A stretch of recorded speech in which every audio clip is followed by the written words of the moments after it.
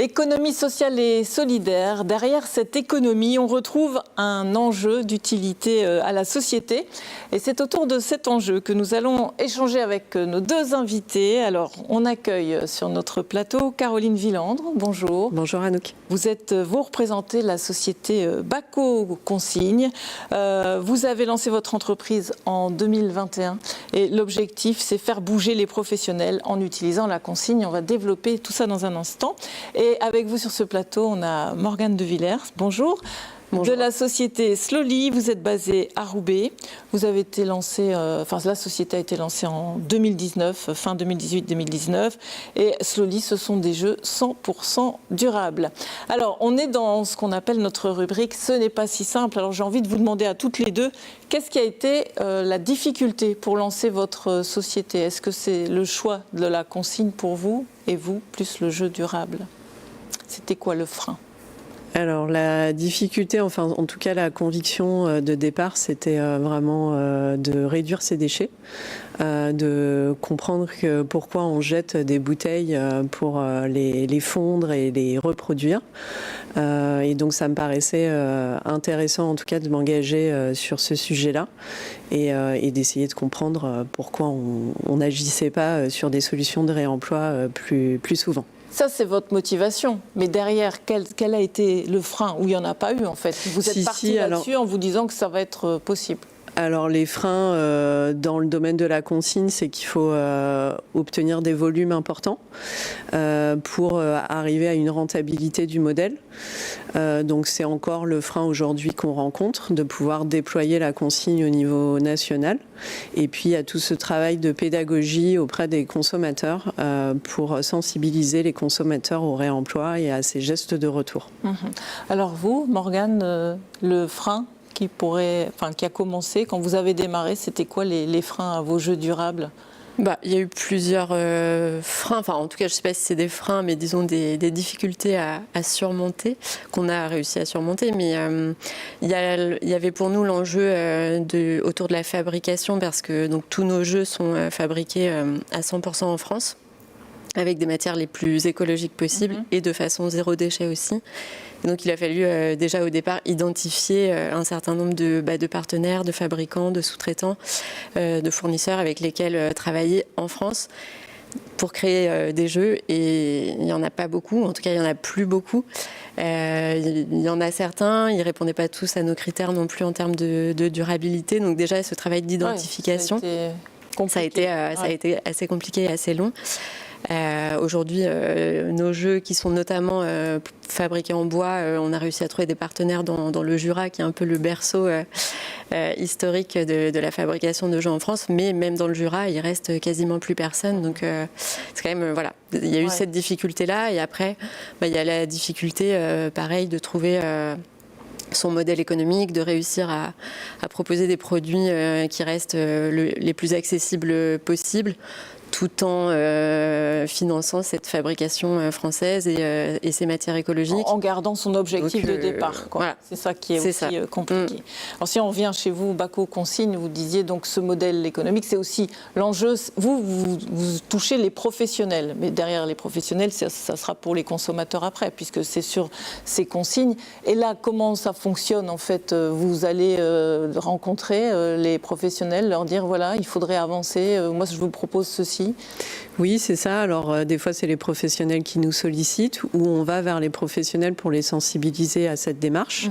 Et on les accompagne tout au long de la démarche, puisque ça va de l'achat du contenant jusqu'à sa réutilisation. Mais il y a aussi les étapes de gestion de la consigne, de récupération de la consigne et des emballages pour les acheminer sur un centre de lavage. Donc, c'est vraiment toute une boucle de réemploi qu'il faut recréer en local. Et ça, c'est vous qui gérez tout ça, en fait? C'est vous qui mettez ces outils à disposition?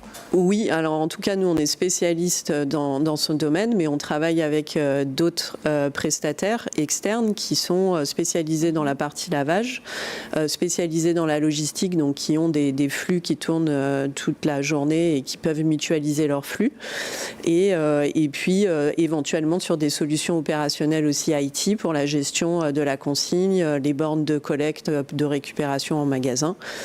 Donc voilà, on a tout un écosystème de professionnels autour de nous dans lequel on vient piocher pour justement adapter la solution et le parcours utilisateur en fonction du professionnel. Et ça représente combien d'entreprises alors aujourd'hui Alors nous, on a plus d'une cinquantaine de partenaires, que ce soit un fabricant local d'une borne de collecte, que ce soit un laveur. On a 2 laveurs dans la région qui peuvent répondre à nos demandes. Et puis après, il y a eu un écosystème au niveau national, donc avec des opérateurs locaux sur des régions. Et ça représente à peu près 200 personnes, un écosystème d'environ 200 acteurs dans le domaine du réemploi de l'emballage. D'accord. Et donc vous avez aussi, vous créez de l'emploi aussi en région avec ces structures qui existent en fait. Tout à fait, qui sont des emplois non délocalisables et qui favorisent effectivement l'emploi d'insertion si on peut le faire. Ouais. Mais donc justement, vos jeux sont construits dans le Jura, mais ici vous travaillez aussi avec une entreprise de travail adapté, ici sur Roubaix, c'est ça? Oui, alors elle est à Lille, c'est l'association Les Papillons Blancs. Donc on travaille effectivement avec eux depuis quasiment le démarrage. C'est eux qui font tout l'assemblage de nos jeux. Donc effectivement, tout ce qui est en bois, ça vient du Jura. On travaille aussi avec une imprimerie qui est à Roubaix pour tout ce qui est papier, donc les cartes, les livrets, les fiches. Qu'on retrouve dans nos jeux, et ensuite tout ça est assemblé par des personnes qui sont en situation de handicap et qui travaillent au sein de cette entreprise adaptée à Lille. Alors vos jeux justement, ils sont destinés aux enfants ou aussi aux adultes? C'est pour tout le monde? Parce que quand on pense jeux, on pense effectivement enfants, surtout les jouets en bois. Oui, alors nous on a plusieurs activités aujourd'hui. Notre gamme qui est à destination du grand public, elle est plutôt pour les enfants et les familles, donc avec des jeux sur la découverte de la nature, la préservation de l'environnement. Pour les familles, enfin les enfants, mais dans ces jeux, on pense aussi aux parents ou aux adultes qui jouent avec les enfants. Donc typiquement, quand il y a des questions, il y a toujours plusieurs niveaux de difficulté, dont un niveau adulte, pour que les messages passent auprès de tout le monde et que tout le monde trouve quelque chose d'intéressant dans les jeux. Et après, pour les adultes, on a aussi, nous, chez Slowly, une autre activité qui est de la création de jeux complètement sur mesure pour des entreprises, pour des collectivités, des associations qui veulent faire de la sensibilisation autour d'un sujet, alors en général lié au développement durable, mais vraiment spécifique à leur métier, à leur secteur d'activité, éventuellement à leur territoire.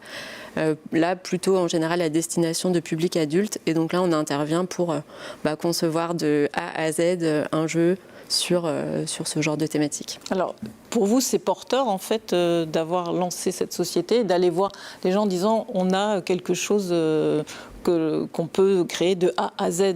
C'est porteur aujourd'hui. Oui, c'est porteur parce que en fait, le jeu, et je dirais plus généralement l'approche ludique dans la sensibilisation ou même la formation, c'est des choses qui se développent de plus en plus dans des contextes professionnels, ce qu'on appelle le jeu sérieux ou le serious game. Ça se pratique de plus en plus et c'est une approche qui est vraiment intéressante pour aborder justement des sujets qui ne sont pas si simples, tels que l'écologie, en fait, les enjeux environnementaux, la responsabilité sociale des entreprises, le développement durable. Tout ça, c'est des sujets qui sont un peu compliqués, qui parfois véhiculent aussi... ou en tout cas, tout le monde n'a pas la même interprétation, la même sensibilité au sujet, donc ça peut aussi causer des débats, des questionnements assez importants. Et aborder ces sujets de façon ludique au travers d'un jeu, souvent ça permet des échanges assez riches, des questionnements et de progresser aussi sur la connaissance, parce que c'est quand même aussi super important. C'est ça, quand vous entendez, c'est carrément 2 activités pour les enfants et les adultes. Oui, pour les entreprises. C'est 2 activités, mais avec quand même ce point commun qui est d'apprendre en s'amusant, de découvrir des choses liées aux enjeux environnementaux tout en s'amusant. Voilà. Les enjeux environnementaux, ça on l'a compris, c'est ce qui vous motive, vous Caroline. Porteur aussi, vous sentez que là il y a vraiment une volonté des professionnels à bifurquer vers cette consigne?